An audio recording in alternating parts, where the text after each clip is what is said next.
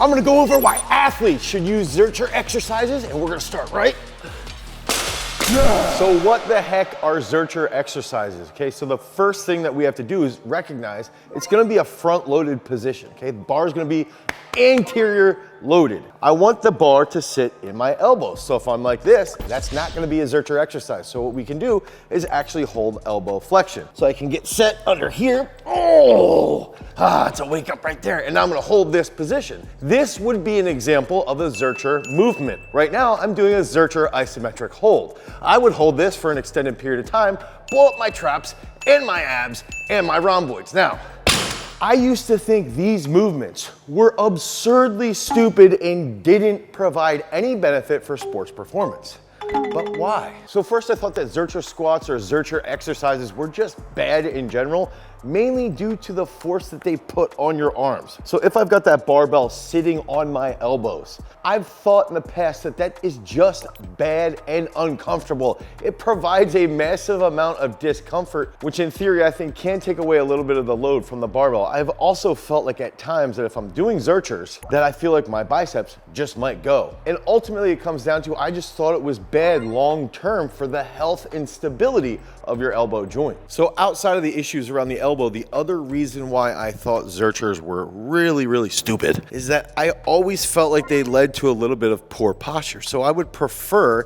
if we were doing something like a Zercher squat, or if somebody said, hey, go do Zercher squats, I would look at that and immediately say X, and now instead, let's do something like this, a zombie squat, okay? So we get set here, we can have our arms directly out, obviously if I'm not holding a mic when I'm be doing that and training athletes, and then we could come down and come back up. And I really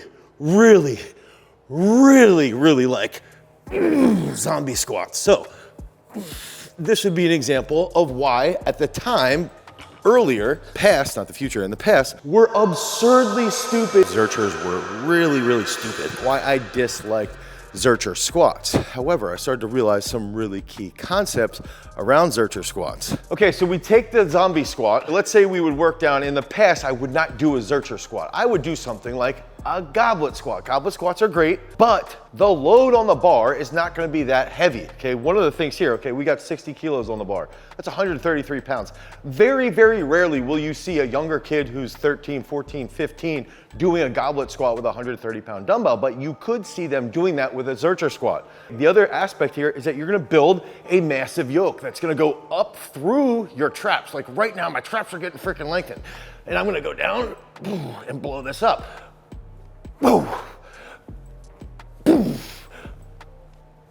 So who could argue with bigger rhomboids, with bigger traps, even to a point, bigger bicep because of that holding position, that trunk, and the load here is heavy enough to stimulate growth in the quads. Again, who could argue with this? Who could argue with wanting a bigger yoke? So squatting isn't the only way that you can use that Zercher technique. You can also do variations with pulls. One of the big issues here is I have an athlete who just finished Ranger School, and now he's training to become a Green Beret. He's going to be rucking quite a bit. And when he's rucking, we know that he needs to do a lot of work to strengthen his mid-back and his upper back. And this is something that we have inside of our strength training at Peak Strength. We have an entire system inside Peak Strength developed around that universal combat athlete. So I had our Green Beret to be perform some Zercher RDLs like this. Okay, so we'll get set, come here, let's go a little wider, come forward. Boom, boom, boom, boom. Okay, now, typically what I would use is going to be something like an RDL, a standard RDL. That might look like this. Here. And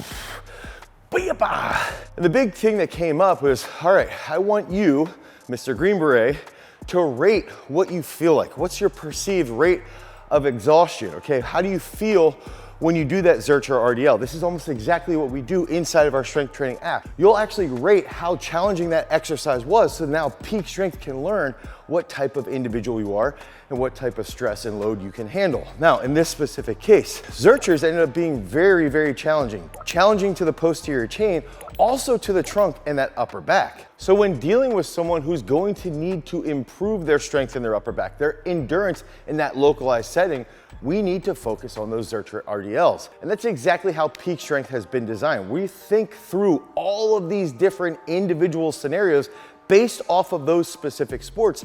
And we've built these programs and the algorithm essentially around these past experiences. So head over to peakstrength.app, the Google Play Store or the Apple iOS Store. Now that's gonna take us into more Zercher RDLs. So one thing that you can do is get set with just a little bit wider stance. You can use boxes, you can use pins, anything like that as a target. Now we wanna get set through the gut, go here, and think about hinging. Have your hips go back, come back through. Go back, come back through. That's where you're gonna feel more activation in the posterior chain. Then you're gonna drive through with the hips, squeeze those glutes, and you're still gonna be holding this position here.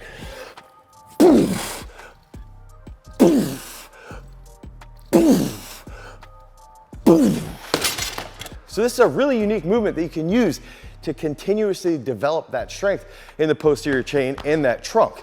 And this is similar to over 700 different exercises that we have inside of Peak Strength.